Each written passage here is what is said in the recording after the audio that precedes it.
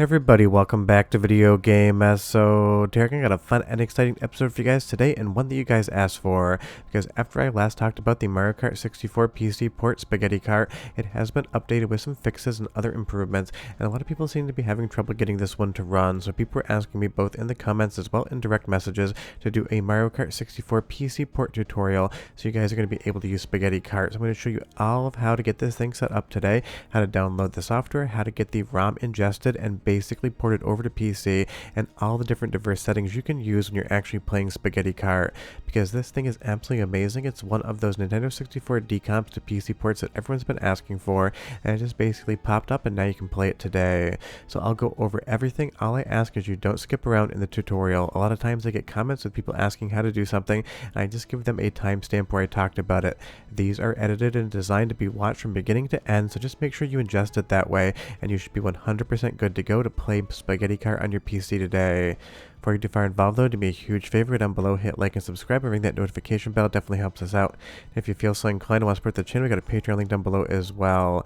But I will leave a link to the GitHub page where you can grab Spaghetti Kart. You're going to see they give you a quick start menu here, but I'm going to be going over all of this visually, then all of the diverse settings within the Spaghetti Kart application in and of itself, so you can adjust everything from the aspect ratio to the graphical quality to custom CC modes, everything you'd possibly need. So if you go over to the releases tab, you'll go ahead and click the operating system you want. My tutorial is predicated on Windows.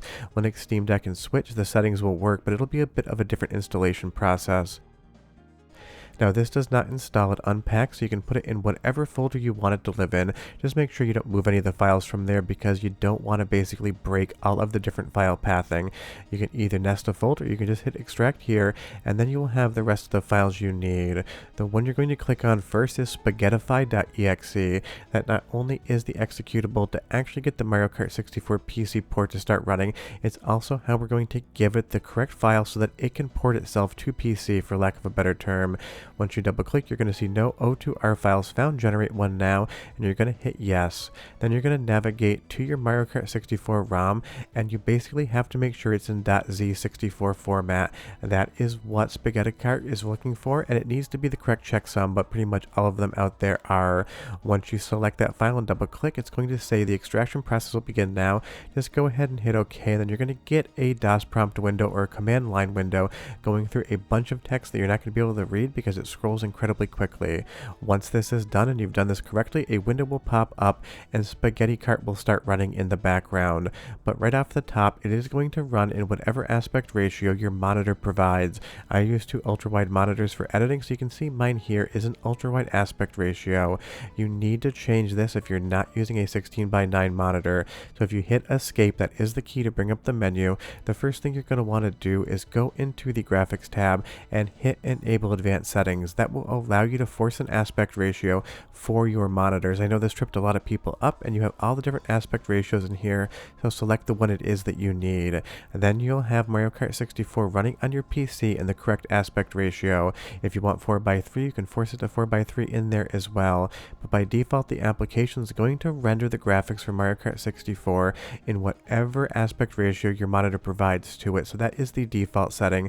So if you need to change anything, that's going to be your first stop. And the amount of comments I got from people on ultra wides that said they wanted to adjust the aspect ratio down was enormous, and honestly, even though it's a ton of fun in ultra wide, not very good for capture, so I always default it to 16:9. But the nice thing is you get the freedom to decide whatever it is you want for your settings. When you want to change anything, just go ahead and hit the escape key. That tripped a lot of people up when this first came out. You're going to have all of your options here.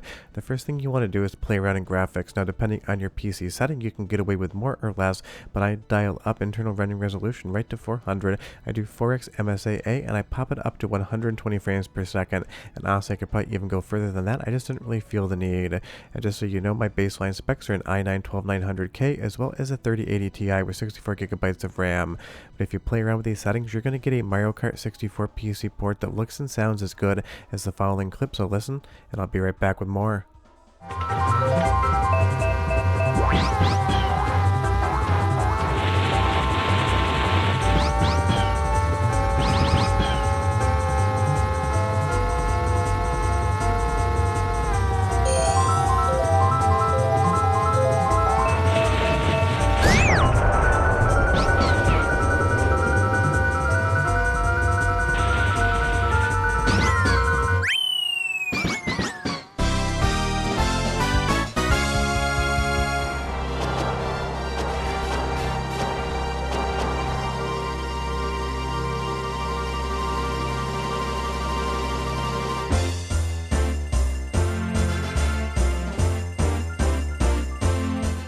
I mean, it looks incredible, it sounds incredible, and that's what you can get out of Spaghetti Kart. But if we go into the general settings here, you can allow for menu controller navigation if you don't want to use a mouse and keyboard. I think it's easier just to use the mouse and keyboard myself, but that is at your discretion.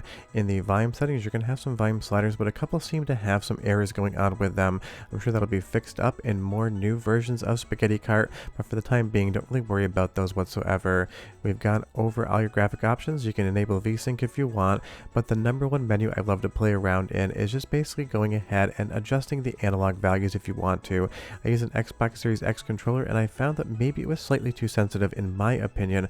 When I was exiting out of a drift, I'd kind of just end up overturning. So you can turn that down or up to whatever sensitivity you want, and you can test your rumble. That way you know you're getting exactly what you want. So if it doesn't feel perfect to you, go into the controls and adjust that analog sensitivity and maybe even the dead zone. That way you get the closest feel to something like a real Nintendo 64. Now I do have a Brawler 64 controller as well that has the gated analog, and that is basically something that would be useful for this, but I just picked up the Xbox controller because I had it plugged in. But I know a few people said that the game felt a little bit too sensitive to them personally, and that is going to be subjective, but don't forget you have a full ability to rebind the controls as well as adjust all of the different analog sensitivities to whatever values you want them to be. Now moving back into the options menu, if you just want to change it, all you need to do is change the value and go ahead and hit escape. Everything will save for you perfectly fine. And you will see in enhancements you have an option to enable HM64 labs. This is just going to be something fun to play around with. You can go ahead and dial in whatever values you want, including the camera perspective, how much draw distance and culling there is, or if you want it completely removed, you can play around with the environment. This is just basically something to adjust itself when you're actually just trying to have fun. When you want to turn it off, if you just disable HM labs, then everything is going to go back to its normal value. But you'll see here, if I kind of adjust that camera in the far aspect, you're going to get more or less draw distance. And because Spaghetti Kart allows for this to have basically unlimited draw distance, you're not going to have to worry about any culling. You can even adjust a lot of the AI settings as well. Not really much to look at on screen, but it is a fun time. In general, you can set no multiplayer feature cuts, you can have widescreen portraits, no level of detail, and all sorts of other options, including enabling your own custom CC mode and having harder CPU AI. You can basically dial this thing up to be turbo mode with some insane difficulty, and it's going to look exactly like the chaos that I'm going to show you just right now, so enjoy that.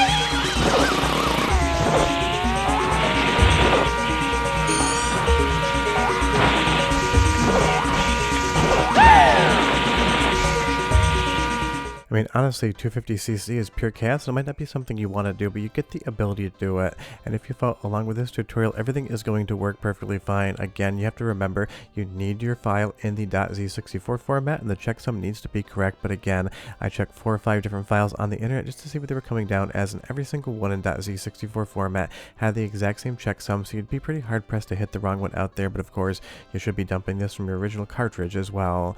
And it's one of those things, Mario Kart 64 is a ton of fun, but now Spaghetti Kart 64 makes it even better. It gives you the option for custom resolution, custom aspect ratios, a ton of different cheats, and of course this is going to get updated again.